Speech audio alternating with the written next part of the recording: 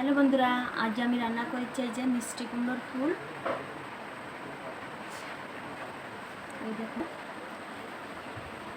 করেছি এই যে আলু বেগুন আর পাতালি মাছ। আর এই যে দেখুন বেগুনের গোটা, কার কার পছন্দ, এটা আমার খুব ভালো লাগে।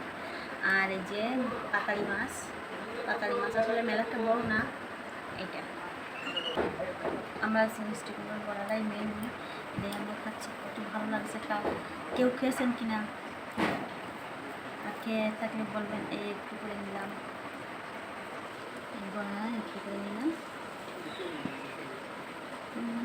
খুব ভালো, এত ভালো হয়েছে তো না খেলে বোঝা যাবে না।